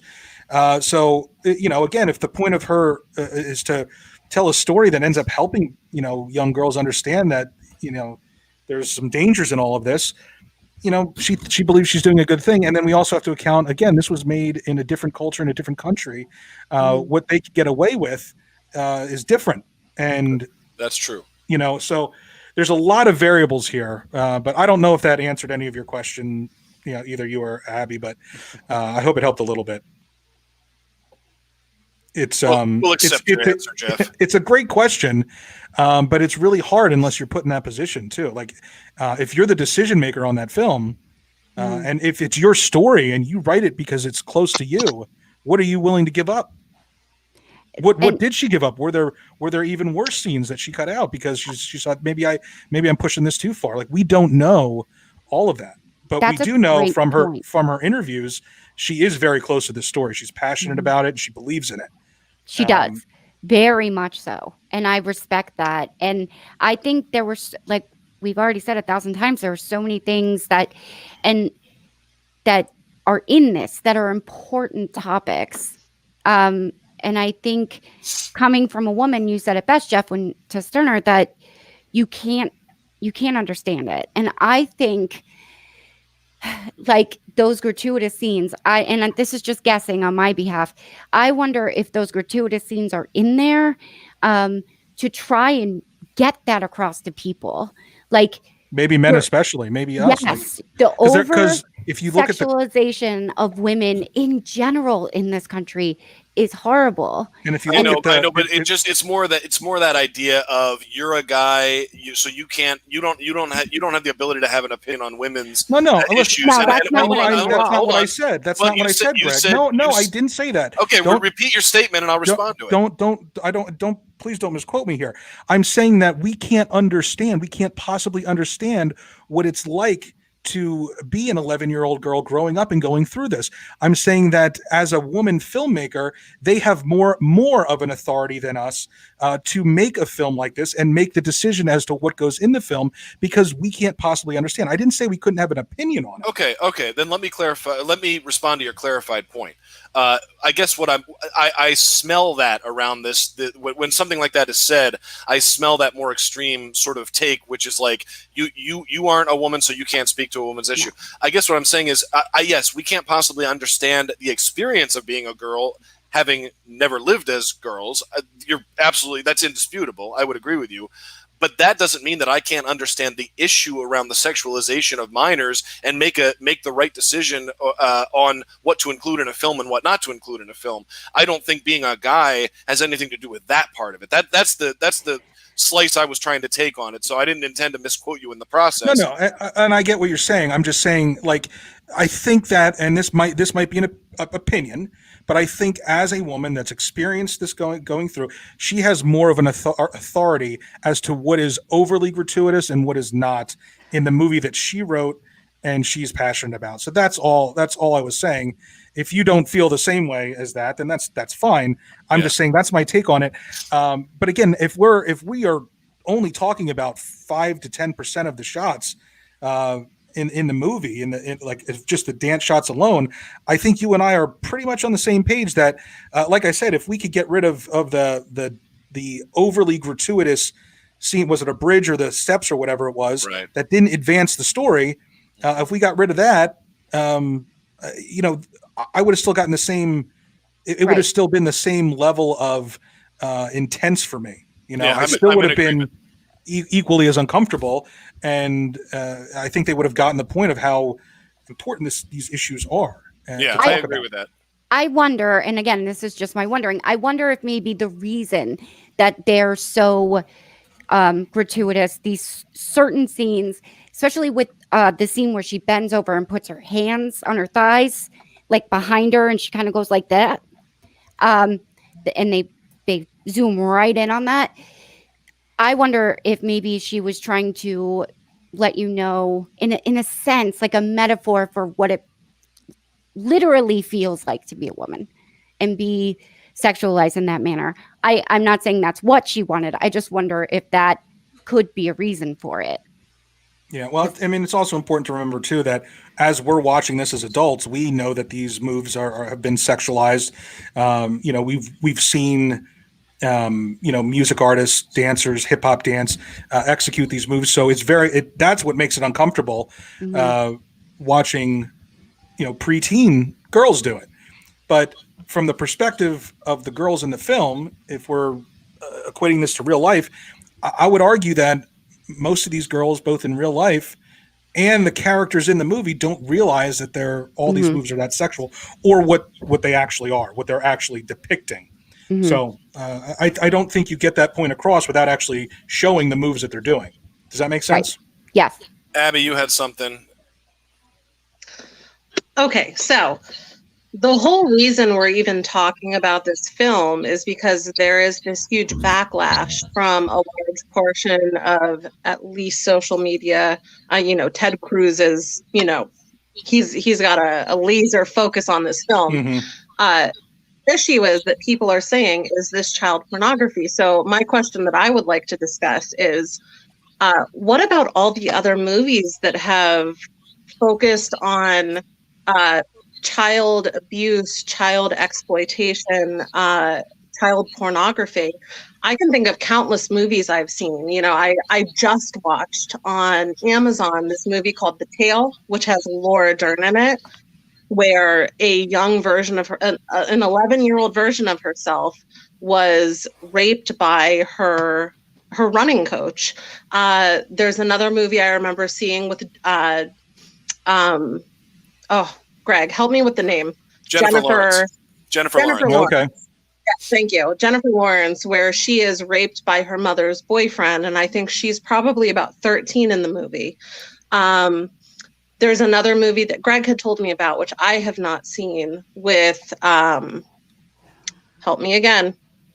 Oh, which Pretty Baby. Pretty Baby. Yeah, with Brooke Shields as an 11-year-old prostitute, where there is actual nudity in that film. Yeah, there is. Right. That movie's a great movie. Yes. So these are all great movies, and they all focus around very important themes of the horrors of child abuse and child exploitation. So my question to everybody on the panel is, where is the line drawn where you're artistically depicting a real world issue and shedding light on it, giving commentary on it? And when does it cross over into this issue of it being child pornography? Because after watching Cuties, I personally do not feel that it's child pornography. And while I can acknowledge that there were aspects of it that might have been gratuitous and might have been exploitation of a minor, I do not feel in any way that it was child pornography. And I feel like jumping to that conclusion is a disservice to the message of the film. And before we go to everybody for their opinion on that, remember, Abby, you stated clearly that your thought on child pornography in our discussion last night, that it had to include the intention by the creator of the content for the sexual gratification of the viewer, and that it probably would have had to include some kind of graphic visual representation of the body parts, of penetration, etc. Right. So I'll just say very quickly, all of the things that we've talked about in this film, Cuties, where they have the close-up shots of the girls' butts, of them twerking, of them doing sexually suggestive dance moves, I personally feel that the entire purpose of that cinematography was to make the audience uncomfortable, because these girls embracing this level of sexuality when they do not understand it in the least is uncomfortable and it should make the audience uncomfortable. So I feel like intent is very important here. So when you're looking at this film and when you're looking at other films, what is the intent of the film? And at what point does it bleed into child pornography? It's a great question. Let's hold our thoughts. Let's take a break here real quick. We'll come back and we'll start off with that. Stay tuned here. Allison's going to tell you about True Chews. We all want to train our dogs to do what we ask them to do. The only way to train a dog to do anything is to motivate them. The best way to motivate them is with food. The more they love the food, the more motivated they are.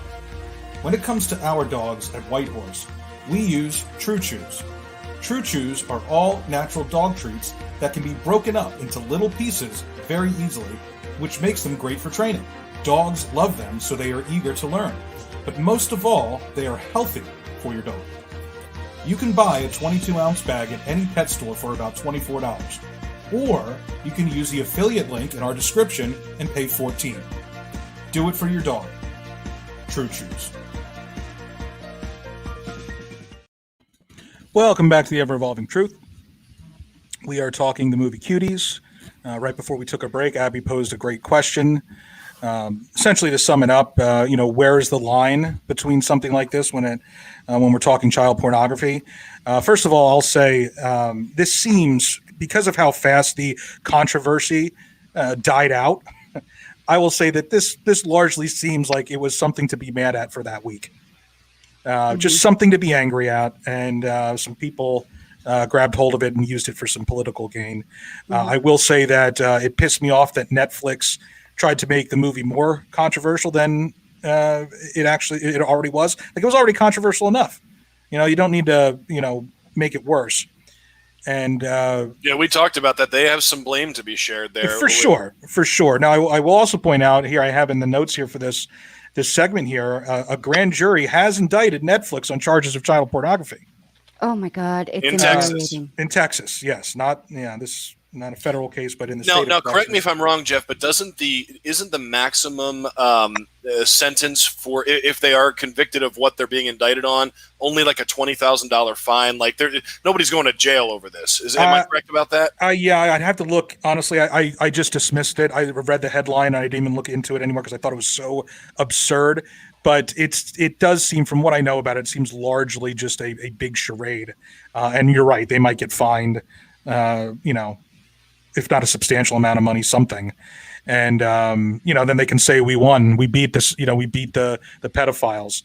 But this was largely a reason, an excuse to get angry, to use the hashtag Save Our Children and call everybody names and scream and yell, and then disappeared.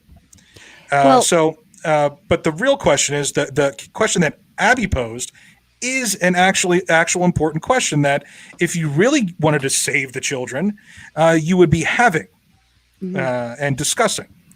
Because there is content out there that probably pushes the line. In fact, there's definitely content out there that probably pushes the line a little bit too far. I don't believe this movie was it. No, I agree with you. I love your definition, Abby, of what pornography is, because that's a really important question in the society, I think. Like you mentioned, I can't think of it now, the baby movie. What's it called? Pretty Baby. Pretty Baby, that's it. I have seen Pretty Baby. And like Sterner said, there is nudity. Jodie Foster is topless in it. And she's 11 years old. Brooke Shields. Or Brooke Shields. You would think, in this day and age, I think that Ted Cruz, if this movie had just come out, he would have a better shot of child pornography there. But it's important, and it's a necessary scene in a way. It's not gratuitous. And to me, that's art. And a lot of nudity is art. We're very uptight in this country. And I think most people consider, anybody being topless, any female being topless is pornography. I disagree with that highly. And I don't think this was pornography. But if Ted Cruz is going to consider, and the state of Texas as a whole, going to consider this movie pornography, then they need to indict every single mother in the state of Texas that has ever put their kid in a full glam beauty contest, because that to me is 10 times more exploitative than this movie has ever been. Right. Why aren't they calling that child abuse?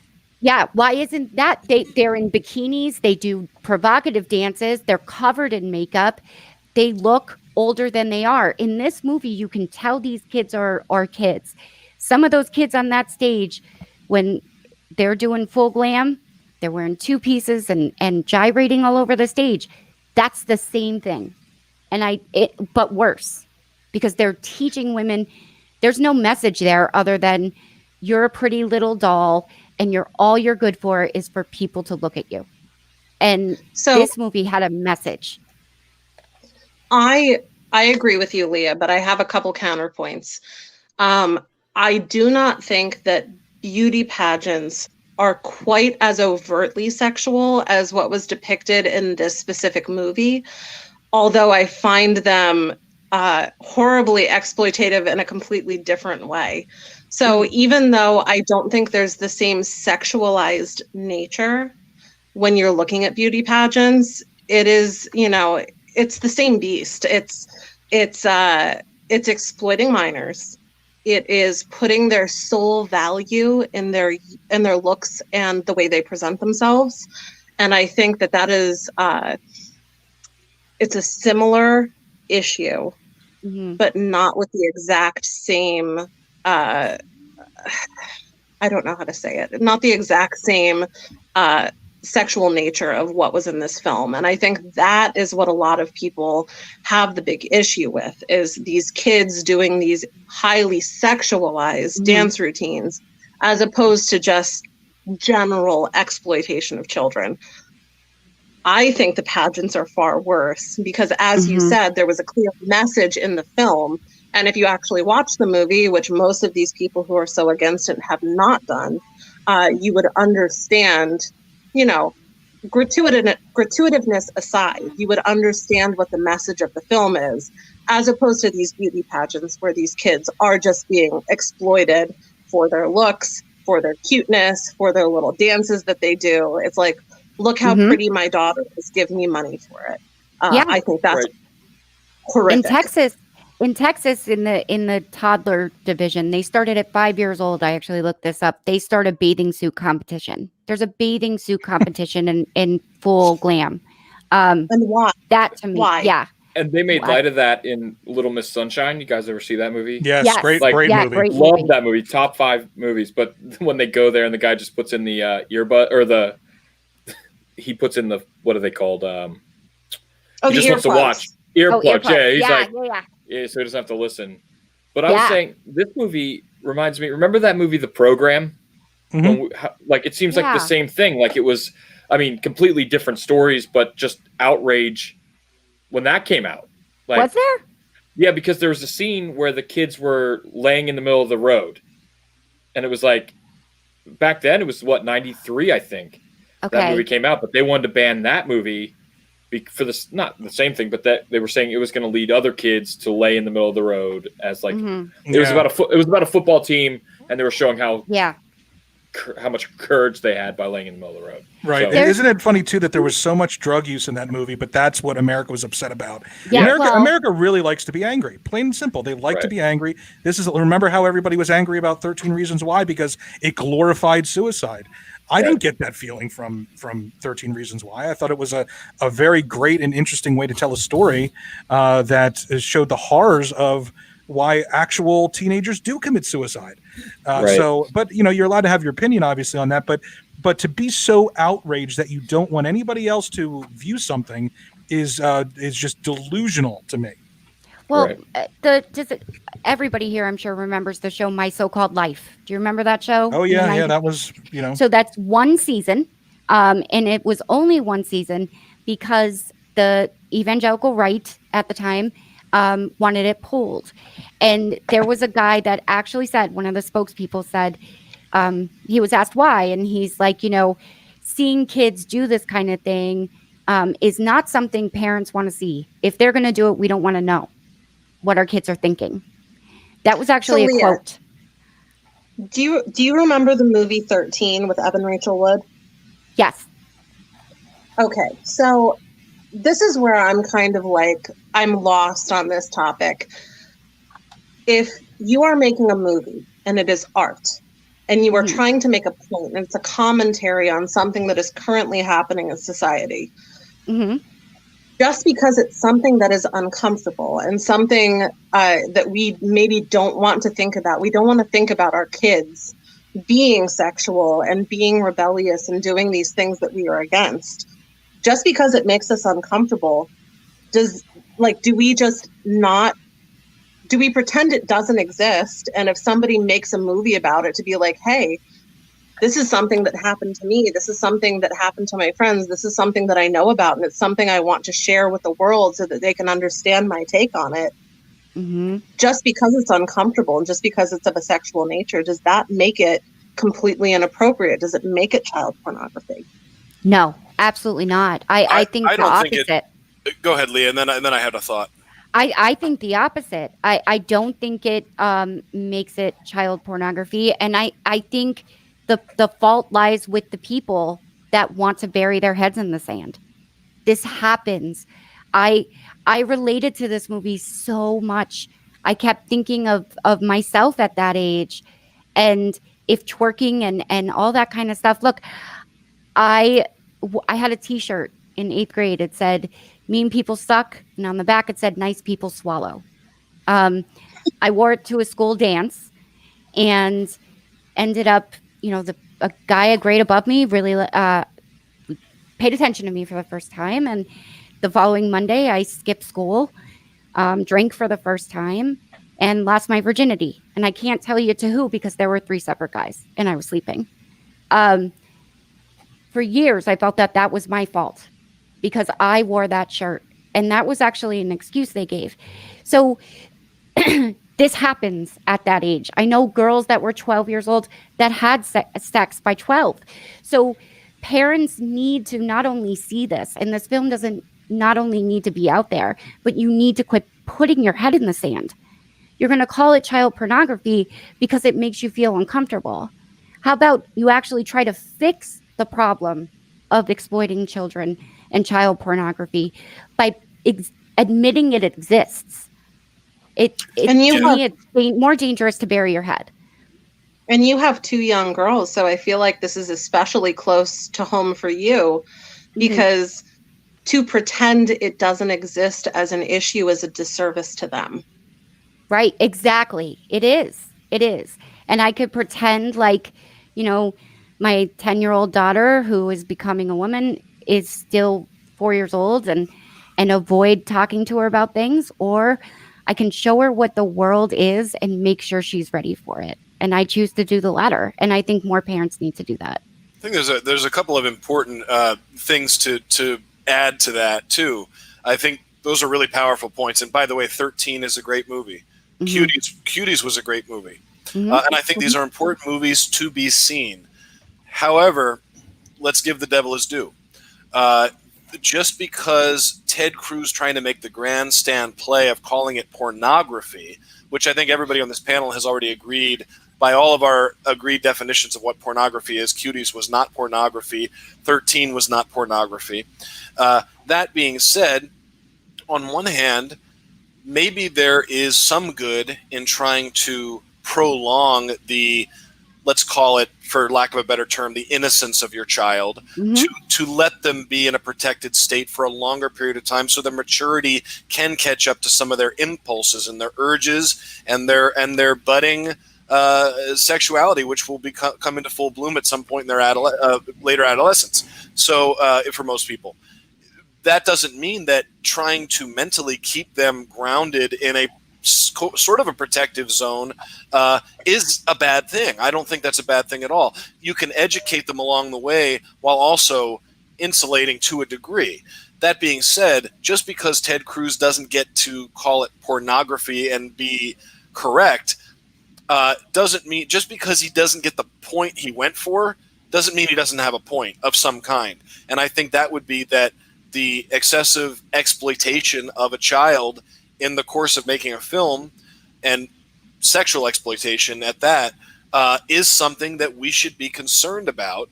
And that if you can say for sure, I think people came down pretty hard on Netflix because it was clearly they were clearly trying to exploit with that redone movie poster. Yes, they were. And the gratuitous shots we mentioned in the film were also done in to take it that extra level over and get it into that controversy zone. So I don't think there's anything wrong with saying, you know what, that's not a good thing either, guys. Let's not excessively sexually exploit minors for our larger purposes. I think there is a point there. But that's not what he's saying. He's not saying. No, I didn't. I said he doesn't. Okay. Ted Cruz doesn't win his point. Ted Cruz is trying to call it pornography. He's wrong. Also, he didn't. If you listen to him, he didn't listen. He didn't watch the movie. Right. He didn't see the movie. According to him. So here's the deal.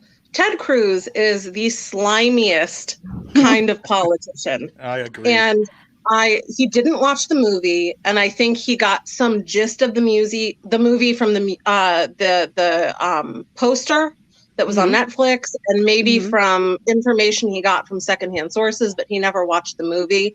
And I think, as the slimy politician that he is, he was like, here is a chance for me to virtue signal to my base that I am this person of high moral standing, and I am against child pornography, and this is this thing that I'm going to take a stance on just to gain him political points. I think this is all an act. That's all I think this is. But just remember, a blind squirrel does catch a nut every once in a while. So in the context of him going for a point he didn't get, it did bring to light something that should be of concern, which is the exploitation of minors being something that we should be concerned about.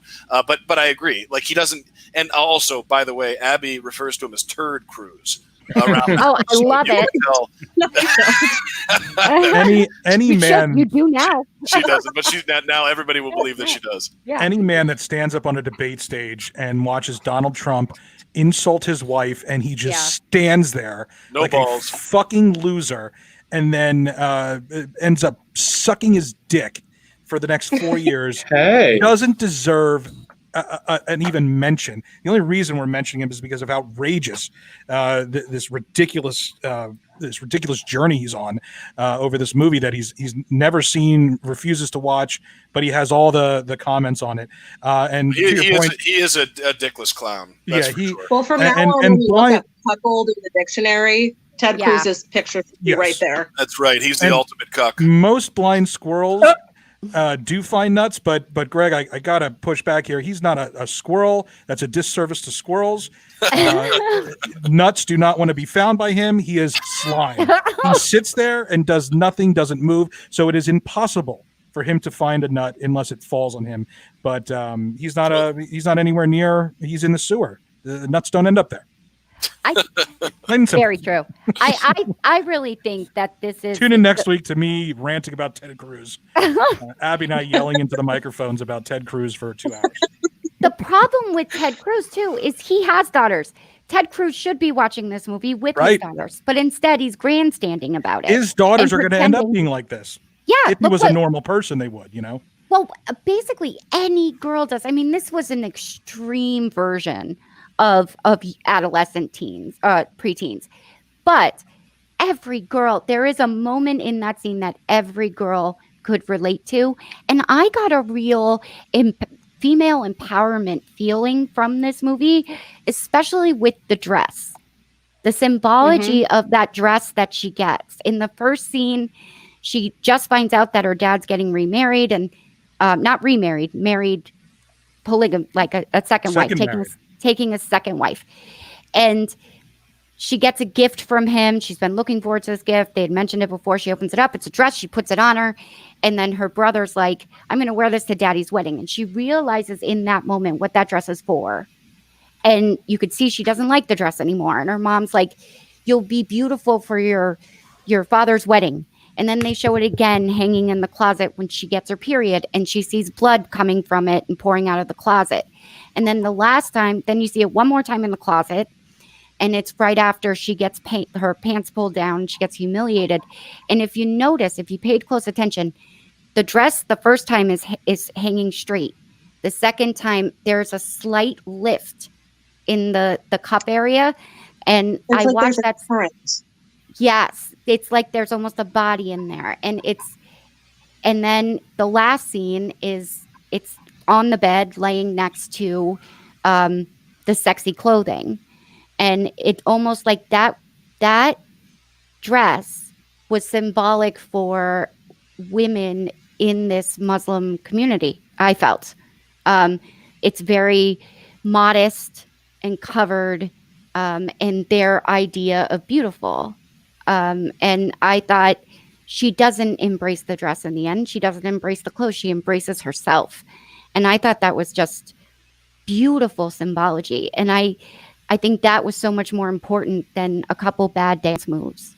It's irritating to me. And I agree also, with you, the people angry, the majority of the people angry about this movie, yelling and screaming about it, that haven't watched it, that just want somebody to yell at and someone to call names, don't have the depth in their personality to understand the message of a movie. And that's Period. Ted Cruz. Like Ted Cruz is that they can't person. understand the message. They can't find a simple theme in Independence Day, you know, Yeah. or Armageddon. You know, it's like they have no depth to their soul whatsoever. And that's Well, why also, we saw the outrage die out so quickly. Mhm. did you guys all watch the Jeffrey Epstein documentary on Netflix? Yes. Filthy We did. Rich. I know you guys did the trial of Jeffrey Epstein. Yeah. Yeah, we based it in large part on that documentary, so we're all familiar with it. Go listen to that Right. episode. It's in So your catalog. Yes. So I have a friend who had said that she refused to watch it because she didn't want to hear about the gratuitous sexual details of the abuse of these girls. That's And dangerous. What was that, Leah? Thinking that way, it's dangerous thinking. But go ahead. I agree. As I said, as cliche as it is, knowledge is power. And I said to her, I think it's a really great film. And while they do talk about some of the abuses that were done to these girls, so much more of the focus is on prosecuting this monster of a man and giving these girls the platform that they have so desperately needed for years to be able to speak their truth and get some closure on this abuse that's happened to them. And her response was that while she respected my opinion, it was just something that she couldn't watch. And I respect that. You know, I grew up with abuse in my past, and I completely understand why people would not want to voluntarily bring that back into their lives. If it is a truly traumatic experience, I can understand why you would not want to ever have to live through that again, even if it is fictional, even if it is the abuse of somebody else. And I feel that way about this film too. If for some reason anything in this film triggers something for you, that it's something that you can't handle watching, I understand that and I respect that. I agree. But I also don't think that it's a reason to ban the film, to call it child pornography, to say that nobody else should be allowed to watch it. Right. Nail on the head. And that's my take on it. And No, by your doing take that, is right on. and by doing that, by doing what you said, it's enabling people like Epstein to get away with what he does, because so many people would rather bury their head in the sand than face the reality that's right in front of their face. And that's how these people get away with it. The last thing I want to say on this show is just something Abby and I were talking about earlier this evening. You know why I hate the extremes on both sides so much is because they're doing a version of the same thing. On the right, they're trying to say just because we can identify what is moral also entails that we should, while in power, be able to control the behavior of the populace to make sure they are moral, which is an incredibly dangerous attack on just freedom, liberty, being able to do what you want to do. And then on the left, they don't use the religious angle that the right does, but they do the exact same thing on the extremes of the left. They say, we've decided what speech and what thoughts are moral, and we are going to, while in power, enforce what you can say and think to make sure that our populace is behaving in a moral way. You see the same exact thing being played out in the extremes of both sides. And I just think that, you know, that's why I think when a notion like the separation of church and state, it resonates with so many people because they realize all that entails. It's not just about religion, though, because the left does it too. They just use speech and thought, not religious dogma, to as their sort of the grid for their system of control. So I just think that's an important thought as we come away from this, and people are trying to get a movie banned because it's child pornography, and they're trying to hold Netflix and the filmmakers criminally responsible. It's important to think, what are they up to? And that, my friends, is what they're up to. What's the agenda? That's what it is. Before we wrap this up, does anybody have anything else? We are at our 2-hour mark. I thought we were going to come in under, but no, I think I've said all I need to say. I think I may do a review of it, like a real deep dive into it. Abby, if you want to join me, let's do it.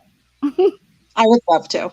Okay, cool. I have a couple other films. Maybe we can do like a multi-film review that encompasses several, like the same theme through several movies. I would love that. Send them over and I'll start watching. Awesome. I'll be looking for that, ladies. Yeah.